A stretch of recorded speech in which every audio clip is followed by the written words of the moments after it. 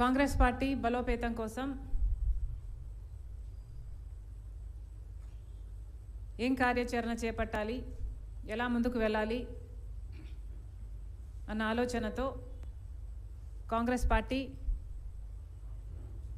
విస్తృత స్థాయి సమావేశాలను ప్రతి జిల్లాలోనూ ఏర్పాటు చేయడం జరిగింది.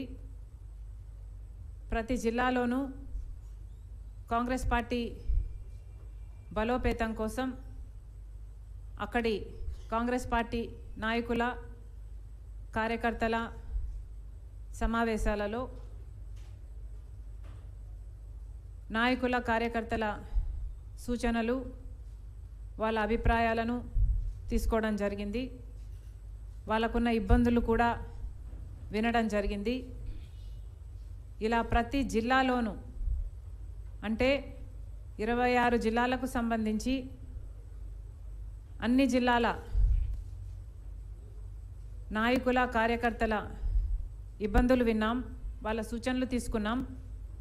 కాంగ్రెస్ పార్టీ ఎలా ముందుకు వెళ్ళాలి అన్న విషయాలపై సుదీర్ఘంగా చర్చించడం జరిగింది. దాదాపు 2500 కిలోమీటర్లు ఈ జూన్ నెలలోనే నేను పర్యటించాను. కాంగ్రెస్ పార్టీ అధ్యక్షురాలిగా ప్రతి జిల్లాలోనూ వారి సూచనలన్నీ సేకరించడానికి, వారి అభిప్రాయాలను వినటానికి నేనే ప్రతి జిల్లాలోనూ ఈ సమావేశాన్ని ఏర్పాటు చేయడం జరిగింది. విజయవంతం చేసిన అన్ని జిల్లాల డిసిసిలకు, కోఆర్డినేటర్లకు, కార్యకర్తలకు అందరికీ కూడా మరొకసారి కృతజ్ఞతలు చెప్పుకుంటున్నాం. ఇలా ప్రతి జిల్లాలోనూ మాట్లాడిన ముఖ్యమైన అంశం కాంగ్రెస్ పార్టీ బలోపేతం. నిజంగానే కాంగ్రెస్ పార్టీని బలోపేతం చేసుకోవాల్సిన అవసరం ఎంతైనా ఉంది.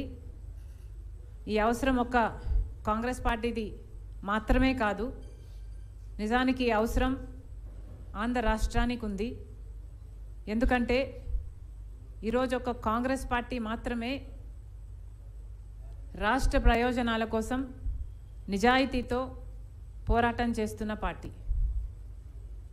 మనకు విభజన హక్కులలో 11 సంవత్సరాలుగా మోడీ గారు, బీజేపీ సర్కార్ కేంద్రంలో ఉండి కూడా ఒక్కటంటే ఒక్క విభజన హామీ కూడా ఇంతవరకు ఆంధ్ర రాష్ట్ర ప్రజల చేతుల్లో పెట్టింది మరి అలాంటప్పుడు ఇటు అధికార పక్షంలో ఉన్న చంద్రబాబు గారైనా, పవన్ కళ్యాణ్ గారైనా, లేక ప్రతిపక్షంలో ఉన్న జగన్మోహన్ రెడ్డి గారైనా ఒక్కరంటే ఒక్కరు కూడా బీజేపీ పార్టీని ప్రశ్నించే స్థితిలో లేరు.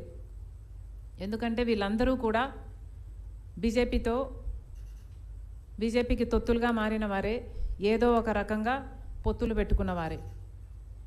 జగన్మోహన్ రెడ్డి గారు అక్రమ పొత్తు పెట్టుకున్నారు. ఇక చంద్రబాబు గారు, పవన్ కళ్యాణ్ గారు అయితే ఏకంగా కూటమి కట్టారు.